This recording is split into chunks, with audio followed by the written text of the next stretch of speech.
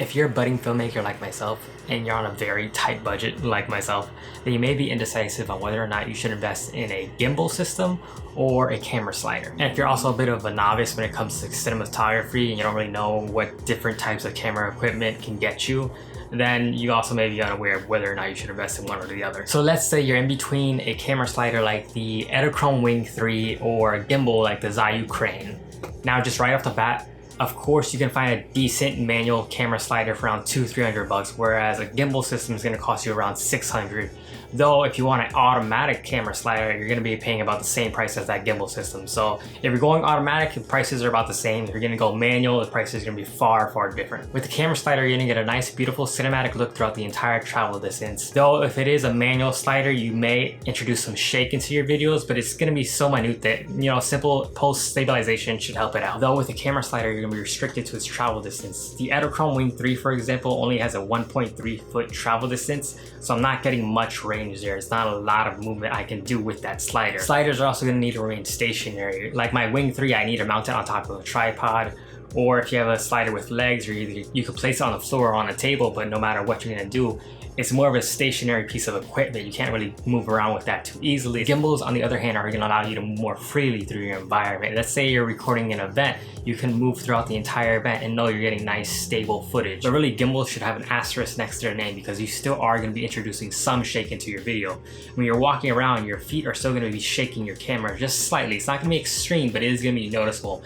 You can correct some of this in post with electronic stabilization, which isn't great, but you can do it. Another problem with gimbals is they are a bit tricky to get balanced, especially if you're using like a small tiny body camera with a giant lens, and then you have some accessories mounted around it. It is going to be a bit difficult to get balanced. I myself have never been able to get my camera perfectly balanced on my gimbal, even though I'm using a small Sony a6300 with a 35mm lens. It's not extreme, it's not excessive, but for some reason I can never get it perfectly balanced. There is still some wobble and tilting happening.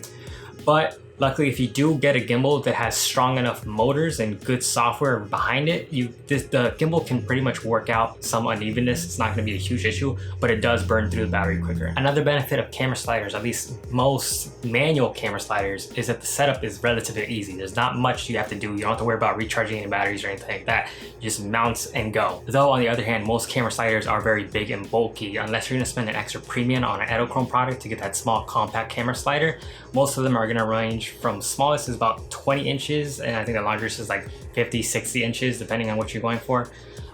So they are going to be more harder to carry around with you on shoots, but once you get them set up, they are relatively easy to operate. There's not much training you have to do on a slider to get that perfect shot. Though with a gimbal system, you could mimic some of the shots you'd get with the camera slider, though it is going to be a little more tricky. Though operating a gimbal system is going to take a bit more training, as you're going to have to figure out how to move your entire body to reduce the amount of shudder and shake you're introducing into your video. And you're also gonna have to take into consideration the weight of the gimbal system, because your camera mounted on top of the gimbal system, eventually carrying that around all day is gonna strain your arms. So you are gonna have to put it down eventually.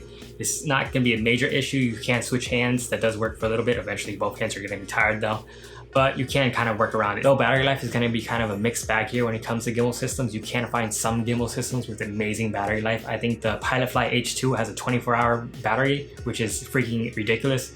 The Fiutech has about a 4-hour battery life, but it does come with 2 pairs of batteries, so you are going to get essentially 8 hours of operation. You are going to have to stop and replace batteries between that, but I mean, that's good enough for most shoots. So personally, I think sliders give you a more clean cinematic look. It's perfect for like detailed work or very scenic work, things like that. Whereas gimbals are more for action type shots or run and gun work. If you're at an event and you really don't have time to set up a slider and do all this other stuff, get a gimbal. It's way more useful. But if you're doing like more just say product commercials or things like that, or you want to do like a tech review YouTube channel, I think a slider can be much more useful for you, because you can get that nice, clean, smooth cinematic look into your product shots, and it's just going to be much nicer. So I'm hoping if you're a budding filmmaker and you're really interested in investing in new equipment, this kind of helps you out on whether or not you should go with a camera slider or a gimbal system. I hope I managed to guide you in some way. Don't blame me if I made you pick the wrong thing. But if you enjoyed the video, I really appreciate it if you subscribe to the channel. It means so much to me. I passed 500 subscribers, which is unbelievable to me. It's really amazing. Thank you guys so much for watching and supporting and leaving comments. It's been great. I love talking to you guys in the comments. I'll also leave a link to the camera slider and gimbal system that I use in the description below. They are both great, excellent systems. I would highly recommend them. If you're going to be doing more run and gun event videography, I would say get the gimbal system, definitely hands down. If you're going to do more product shots and detailed things and it's like a tech YouTube channel, definitely invest in the slider. It's going to be way more beneficial for you. But anyway guys, thanks for watching. My name is Joshua Joe Munoz. Stay sexy and I'll see you sometime.